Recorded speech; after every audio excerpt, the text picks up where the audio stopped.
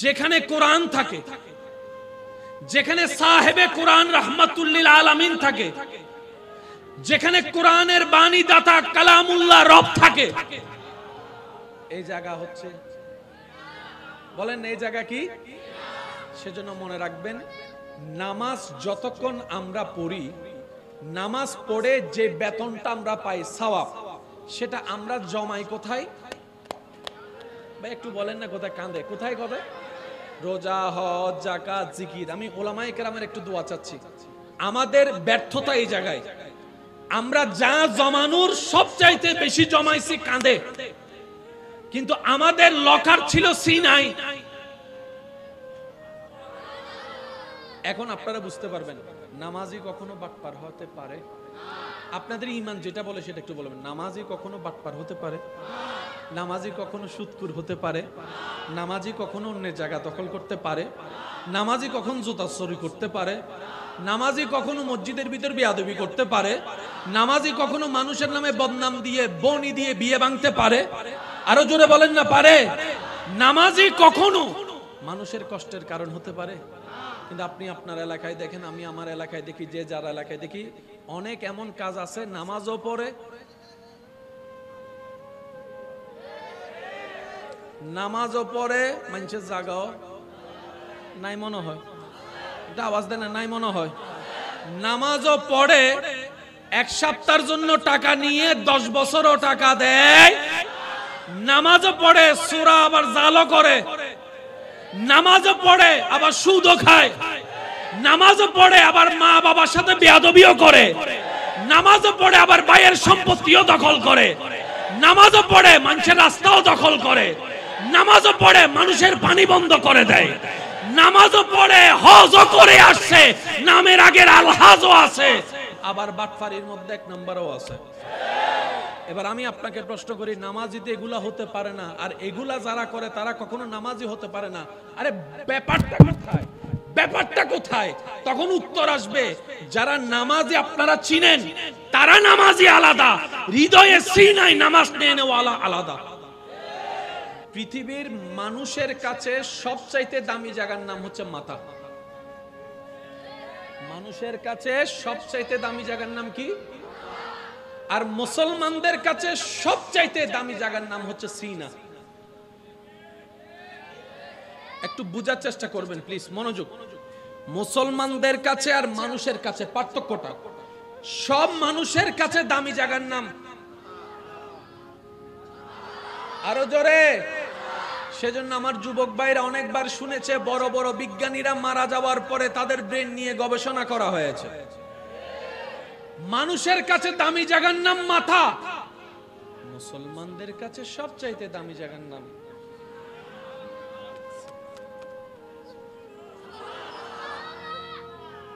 পৃথিবীর সাধারণ মানুষ যা স্ট্রোক করে সব এইখানে করে,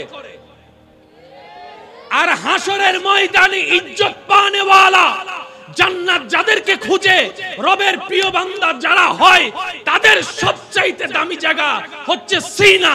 ওই সিনায় তারা সমস্ত নিয়ামতকে স্টক করে। একটু বুঝার চেষ্টা করবেন। আমার ছাত্র ভাই যারা আছেন, মাদ্রাসা স্কুলে যারা পড়ালেখা করেন, যাদের বিজ্ঞান, সায়েন্স, আর্টস, কমার্স এই 3টা সাবজেক্টের ভিতরে যাদের একটু ব্রেন ভালো, তাদেরকে সবাই পরামর্শ দেয়, তুমি ক্লাস 9-এ উঠে কি নিও? একটু বলি, সবাই কি বলে? যে একটু বুঝে ভালো, পড়া ক্যাপচার করতে পারে সহজে, তাদেরকে আমরা পরামর্শ দিই তুই সায়েন্স। আর আমার মতো যারা 10-12 একবারও মুখস্থ করতে পারে না, তারা সায়েন্স নিতে গেলে স্যারে বলে তুই নিজের মাথাও নাই আর গো হাইবেলাবি, মাথাও না বাজি, মাথাও না। যাদের ব্রেন ভালো তাদেরকে আমরা সায়েন্সের দিকে কেন দিই? কারণ সায়েন্সের জগৎটাই হচ্ছে তুলনামূলক সবচেয়ে একটু কঠিন, যেখানে রসায়ন আছে, যেখানে পদার্থ আছে, যেখানে কেমিস্ট্রি, বায়োলজি, ম্যাথমেটিক্স, এইরকম হাজার বিষয় আছে, বড় কঠিন বিষয়। যারা ব্রেন দুর্বল তারা এই বিষয় নিয়ে কখনো আলগাতে পারে। আর যাদের ব্রেন ভালো তারা এগুলা পড়তে পড়তে বড় বড় ডাক্তার হয়েছে, ইঞ্জিনিয়ার হয়েছে, পাইলট হয়েছে, বড় বড় বিজ্ঞানীরাও হয়েছে। কথা বলেন ঠিক কিনা? পৃথিবীর মানুষরা সমস্ত কিছু স্ট্রোক করে কোথায়? ব্রেইনে। আর আল্লাহ ওয়ালা যারা তারা স্ট্রোক করে সব। এবার আসুন, পৃথিবীর সবচেয়ে দামি কিতাবের নাম কি? এই কোরআন। পৃথিবীর সমস্ত বই আমরা কোথায় রাখি? বাংলা, অঙ্ক, ইংরেজি, বিজ্ঞান কোথায় রাখি? ব্রেনে। আল্লাহ তাআলা কোরআনকে নাজিল করেছেন নবীর ব্রেনে না অন্তরে? আমি শুনি না, একটু জোরে বলেন তো, আরো জোরে বলেন। আল্লাহ শ্রেষ্ঠ কিতাব কোরআন নাজিল করার সময় নবীর নূরানী দেহ মুবারকের আফাত ও মুস্তকের ভিতরে অন্তরকে বাছাই করেছেন, অন্তরকে বাছাই করেছেন। সুবহানাল্লাহ বলেন না? সেজন্য আপনার এলাকায় মনে রাখবেন, এটা যত কোরআনে হাফেজ আছে, যাদের অন্তরে কোরআন, আপনারাই বলেন অন্তরে কোরআন, অন্তরে কোরআন। তার মানে অঙ্ক, ইংরেজি, বাংলা, বিজ্ঞান ব্রেনে সেভ হয়, হাফেজদের কোরআন সেভ হয় তাদের অন্তরে, তাদের কলবে। সুবহানাল্লাহ। সেজন্য বড় বড় ডাক্তার পাগল হয়ে গেলে রোগী দেখতে পারে না, প্রেসক্রিপশন লিখতে পারে না, সব তাসরিগি। আর আপনারাও সাক্ষী দিবেন আমার সাথে, অনেক পাগল হাফেজে কোরআন পাগল হওয়ার পরেও সব ভুলে গেছে। আমি শুনি নাই, আওয়াজটা একটু বলেন না আপনারা। তার ব্রেন স্ক্রু দিলেও কিচ্ছু চিনে না, পারে না, কিন্তু কোরআন পড়তে বলে অনর্গল পড়ে, অনর্গল পড়ে, অনর্গল পড়ে। এবার সেই ব্যক্তিকে জগৎ জিজ্ঞেস করে, তুমি তো সায়েন্সের বড় একটা স্টুডেন্ট ছিলা, তোমার বায়োলজি ম্যাথমেটিক্সের ভালো দক্ষতা ছিল, এখন তুমি পারো না? বলে যে সব যা ব্রেনে সেভ করেছি, ব্রেনের স্ক্রু ঢিলা হওয়ার সাথে সাথে সবকিছুই, বলেন না, বলেন না, বলেন না, সবকিছুই আপনার ফরম্যাট হয়ে গিয়েছে। কিন্তু আমি কোরআন ভুলি নাই। কেন জানো? আমি কোরআনকে কখনো ব্রেনের মধ্যে স্ট্রোক করতে পারি নাই। রব বলে যে পৃথিবীর সব জ্ঞান ব্রেনের মেমরি কার্ডে থাকবে, আমি আল্লাহর কোরআন ক্যাপচার মতো করার মতো ক্ষমতা ব্রেনের নাই, সেটা একমাত্র কলবের মধ্যে আমি আল্লাহ দান করে দিয়েছে। সুবহানাল্লাহ। এখন আপনারা অঙ্কটা পুরোটাই বুঝতে পারবেন। কোরআন কি ঝগড়া লাগাতে আসছে নাকি ঝগড়া মিটাতে আসছে? কোরআন কি অশান্তি করতে আসছে নাকি শান্তি করতে আসছে? তো কাদের কারণে কোরআন দ্বারা শান্তি প্রতিষ্ঠা হবে? মনে রাখবেন, যাদের কোরআনটা হৃদয়ে থাকবে, হৃদয়ের চোখ দিয়ে যারা কোরআন পড়বে। কোরআনের সাথে কানেকশন কি ব্রেনের না হৃদয়ের? একটু সবাই বলেন না, কোরআনের সাথে কানেকশন কি ব্রেনের না হৃদয়ের? ব্রেন দিয়ে কোরআন বোঝা যাবে। আপনি আমি কোরআন যতবার খুলি না, তার চাইতে অনেক বিজ্ঞানী বিধর্মীরা এর চাইতে বেশি কোরআন খোলে, কিন্তু তাদের এখনো ভিতরে নূর আসে, কারণ কোরআন ব্রেন দিয়ে বোঝা যাবে। সেজন্য আল্লাহ তাআলা আমাদেরকে পরামর্শ দিয়েছেন, ওয়াকুনু মাআস সাদিকিন, নামাজি নামাজ পড়ে আমার বন্ধুর সাথী হয়ে যাও। সুবহানাল্লাহ, আরো জোরে বলতে হবে। রোজাদার রোজা রেখে আমার বন্ধু প্রিয় মানুষ তালাশ করে তাদের সাথী হয়ে যাও। রব, তোমার প্রিয় বান্দা কারা? তোমার প্রিয় বান্দা কারা? রব বলে যে যাদের সিনা আলোকিত হবে তারাই আমি রবের প্রিয় বান্দা। এবার সত্যি করে একটা কথা বলেন, আমাদের চেহারা মোটামুটি ফরত আছে, কা ফরত? গরিও ফরত আছে না আল্লাহ দিলে? মোবাইল টোবাইলের মধ্যে কেনা স্ট্যান্ডার্ড আছে না? কিন্তু হৃদয় আলো না আন্ধার? আর গান আন্ধার, অনর গান না হন না। আর হৃদয় কি আলো না আন্ধার? এখানে জোর হন না। আর হৃদয় কি আলো না আন্ধার? বক্তকল হৃদয় আন্ধার, ডাক্তার হৃদয় আন্ধার, বক্তা নেতার হৃদয় আন্ধার, আল্লাহর ওলিয়কল হৃদয় কেন জোর হন না? সুবহানাল্লাহ। আল্লাহ তাআলা আমাদেরকে ইসলাম বুঝার তৌফিক দান করুন। এদুন মানুষ অত্যনে সিধে ও আল্লাহ রে ওয়াটা নয়শু এত সিবিএসি হলে করুণা হয়তো মোকারম বাড়ির নামে তারপর মামলা করে দিব। একবার সবাই মিলে দরুদ পড়েন, আল্লাহুম্মা সাল্লি আলা মাওলানা মুহাম্মদ ওয়া আলা আলি।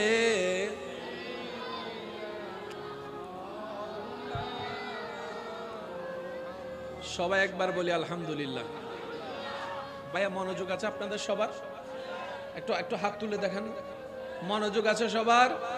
নারায়ে তাকবীর, নারায়ে তাকবীর, নারায়ে রিসালাত। একবার বলেন মারহাবা। এই দুইটা কথা মনে রাখবেন। মানুষের দামি জায়গার নাম, এটা ভুলে গেলে হবে না। মানুষের দামি জায়গার নাম, মুসলমানদের দামি জায়গার নাম। সারা দুনিয়ার মানুষ আলোকিত করবে মাথাকে, মুসলমানদের আলোকিত করা দরকার সিনা। মাথা আলোকিত হলে সিনা আলোকিত হয় না, কিন্তু সিনা যদি একবার আলোকিত হয়ে যায়,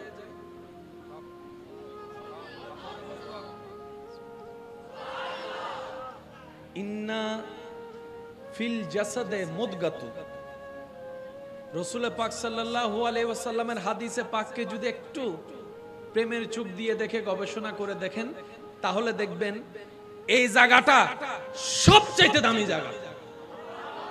আচ্ছা, ওনার এলাকার নি দেখেন হতা ফসরন তাই লেখানা হইউন আবে সাবকল যারা কোরআনে হাফেজ হয় তারা মানুষ একখান হতা হয়, ওরা মল্লে মেডিয়ে বেগিন হাই ফেলায় আবেজর সিডেঙ্গে যারাই তারা হ বাজি রঙ্গকল সুগরিতা হ গ্রাম্য মানুষের একখান হতাল দি ফসলন আবে সাবর বেগিন হাই মাথন বাজি কি হদে আবে সাবকল কি না হয়। এবার আবে জোর হুজুর করে ওড়া তুই তো বেগিন হাই বলি না হাই দিয়েন কি হদে জানলে কোরআন আছে। যেখানে কোরআন থাকে, যেখানে সাহেবে কোরআন রাহমাতুল্লিল আলামিন থাকে, যেখানে কোরআনের বাণী দাতা কালামুল্লাহ রব থাকে, এই জায়গা হচ্ছে, বলেন এই জায়গা কি?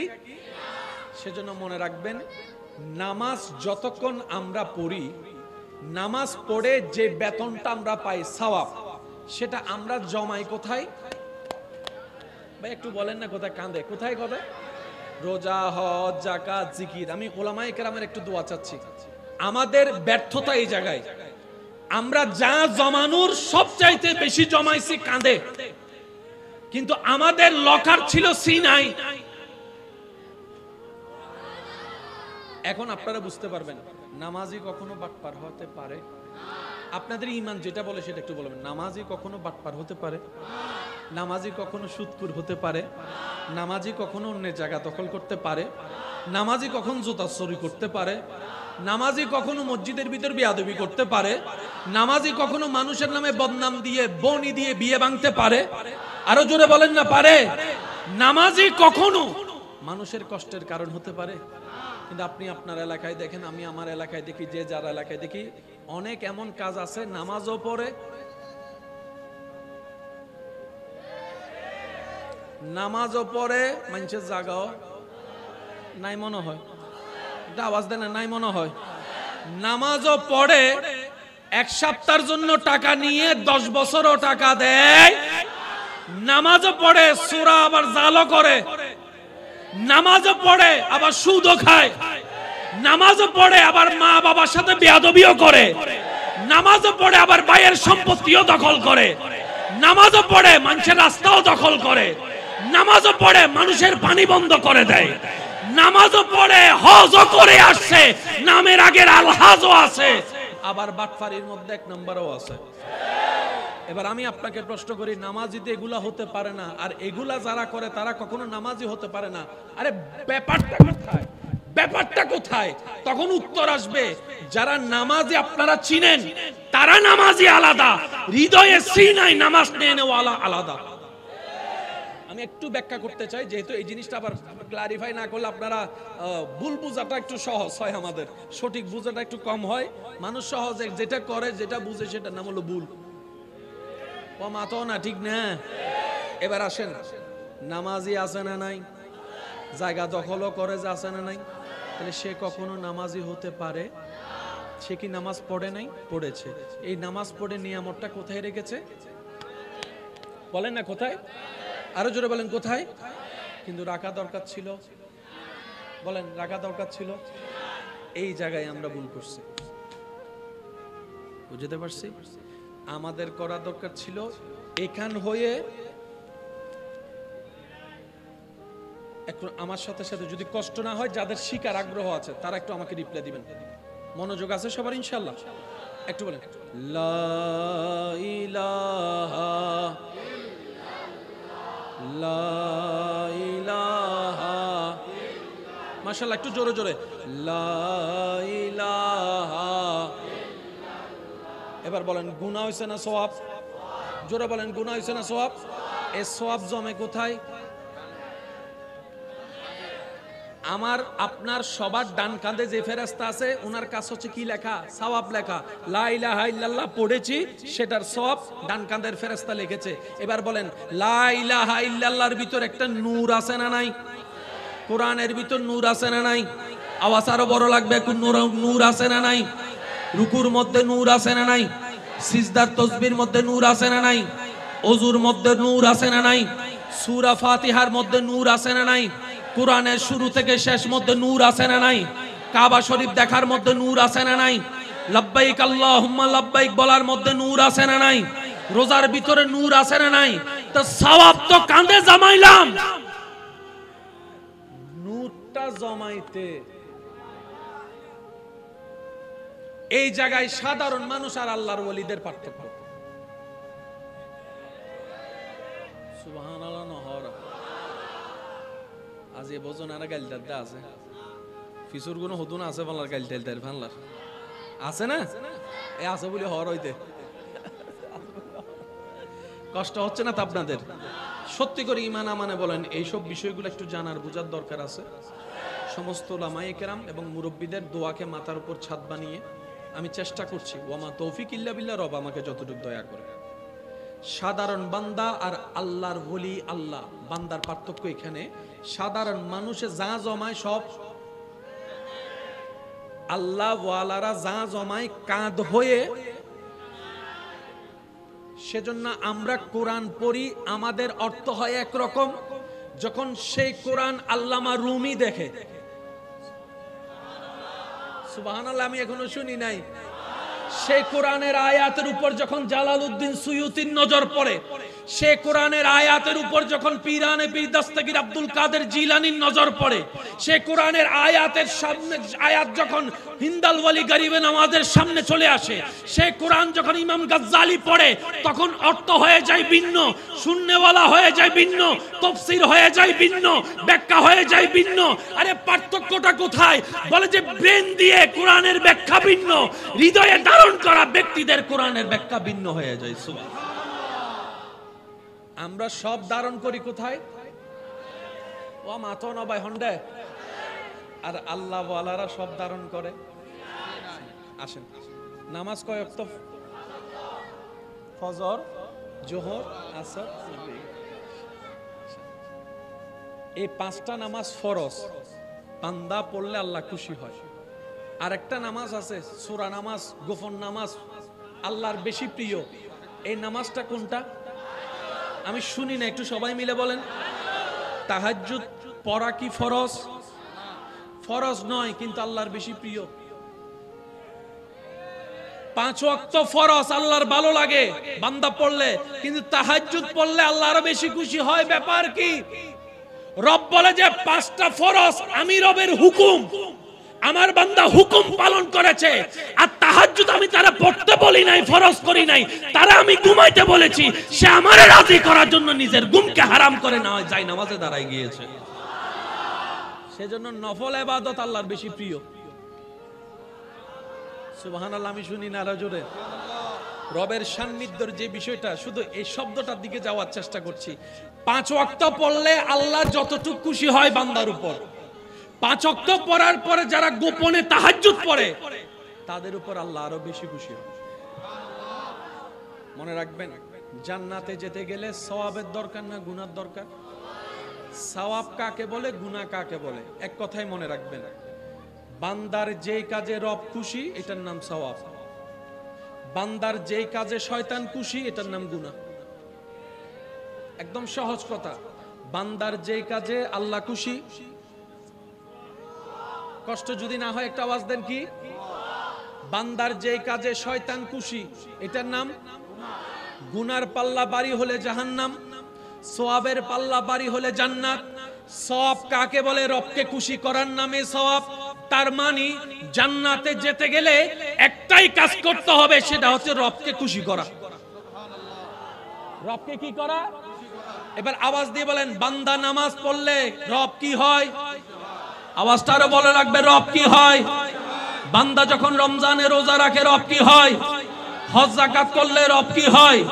নফল রোজা রাখলে রব কি হয়? বান্দা যখন জানের চাইতে বেশি আল্লাহর হাবিব নবীকে ভালোবাসে রব কি হয়? আরো জোরে বলেন, রব কি হয়? বান্দা যখন সাহাবাকে সাহাবার মর্যাদা দেয়, আহলে বায়াতকে হৃদয়ে ধারণ করে সেই ভালোবাসা দেয়, তখন রব কি হয়? বান্দা যখন আল্লাহর নিয়ামত প্রাপ্ত বান্দাদেরকে সম্মান করে, তাজিম করে, মহব্বত করে, রব কি হয়? বান্দা যখন মা বাবাকে সম্মান করে, রব কি হয়? এর রব খুশি হলে হয় সওয়াব। অঙ্ক জটিল নয়, শুধু একটু বুঝতে হবে যে 2 যোগ 2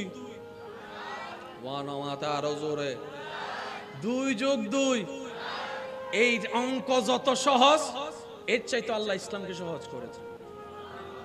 ইসলামকে বেজার লাগাইছে, কিন্তু ইসলামে না। এই দোষী না নহদ সব ডাইরেক্ট সুবো গিয়ে দেয়। আরো জোর অহম পরিব দোষার বেজার লাগাইছি, ফেঁস লাগাইছি, গুতাগুতি করছি। ইসলামের মধ্যে বিন্দু পরিমাণ কোনো বেজাল। আল্লাহ পাক আমাদের সবার সিনাকে আলোকিত করুক। কি চমৎকার ভাবে আল্লাহ ইসলাম সাজাইছেন, কিভাবে বুঝায় ভাই আপনাদেরকে। আমরা এখন যে দুনিয়ায় আছি, যে জান্নাতের চাওয়া আপনার আমার চাওয়া স্বপ্ন, সে জান্নাত এবং দুনিয়ার মাঝে 2টা স্টেশন আসে। একটার নাম কবর, একটার নাম হাসর। একটার নাম কবর, একটার নাম, এই 2টার সামনে ফেস হওয়া ছাড়া কি কেউ জান্নাতে আমরা যেতে পারবো? কারো পক্ষে সম্ভব? আপনি শুনলে অবাক হবেন, চমৎকার বিষয়। এই 2টা স্টেশনের মধ্যে 2 রকমের পরীক্ষা নেওয়া হবে সবার। কবরের পরীক্ষা একরকম, হাসরের পরীক্ষা আরেক রকম। মনে রাখবেন, হাসরে যাওয়ার পরে আপনাকে আমাকে প্রশ্ন করা হবে, ওই প্রশ্নপত্র ধরন হবে আমল নিয়ে। কি নিয়ে? আমল নিয়ে। আর কবরের মধ্যে যে প্রশ্ন করা হবে সে প্রশ্নপত্র ধরন হবে ঈমান নিয়ে। কি নিয়ে? এবার বলেন, আমল থাকে কোথায়? সিনাই না কাঁধে? আমল আমল আমল লেখে যে ফেরেশতাগুলো কোথায়? তাহলে আমল থাকে কোথায়? আওয়াজ দিয়ে বলেন, আমল থাকে কোথায়? ভালো আমল ডান কাঁধে, খারাপ আমল বাম কাঁধে। এবার বলেন, হাসরে হবে আমলের হিসাব। আমল থাকে কোথায়? কাঁধে। আর ঈমান থাকে কোথায়? জোরে বলতে হবে, ঈমান থাকে কোথায়? এবার বুঝে রাখবেন, মনে রাখবেন, হাসরে যাওয়ার পরে আল্লাহ তাআলা জিজ্ঞেস করবে, তোমার কাঁধে কি আছে বের করো। কবরে যাওয়ার পরে জিজ্ঞেস করবে, তোমার অন্তরে কি আছে। এই অঙ্কটা একটু মাথায় রাখবেন। কবরে জিজ্ঞেস করা হবে সিনাই কি আছে, হাসরে গেলে জিজ্ঞেস করা হবে কাঁধে কি আছে। এবার বলেন, ভালোবাসা কি কাঁধে থাকে না সিনাই? আওয়াজটা একটু জোরে বলতে হবে। ভালোবাসা কি কাঁধে থাকে না সিনাই? আদব কি কাঁধে থাকে না সিনাই? মহাব্বত কি কাঁধে থাকে না সিনাই? সেজন্য বলা হয়েছে, লা ঈমানা লিমান লা মুহাব্বাতা লাহু লা ইউমিনু আহাদুকুম হাত্তা আকুনা হাব্বা ইলাই মিন ওয়ালাদি ওয়া ওয়ালাদি ওয়ান নাস আজমাইন। আমার ভাইয়ের যে তাকদীরের মধ্যে তেলাওয়াত শুনেছেন, ইন কুনতুম তুহিব্বুনাল্লাহ ফাত্তাবিউনি ইউহিব্বুকুমুল্লাহ, সমস্ত কিছুকে অ্যানালাইসিস করে দেখবেন নবীর ভালোবাসার প্রতি আল্লাহ যে তাগিদ দিয়েছে। আল্লাহ বলে, আমার নবীকে সিনায় রাখবা। বলেন না সুবহানাল্লাহ। নবীর স্থান মানুষের, আওয়াজটা একটু বড় করে দিতে হবে, নবীর স্থান উম্মতের সিনায়, আল্লাহ পাকের স্থান বান্দাদের সিনাতে। কবর পার কাঁধের হিসাবে জান্নাত হলে, নেক আমল হলে হাসর পার হয়ে যাবে। বলেন না সুবহানাল্লাহ।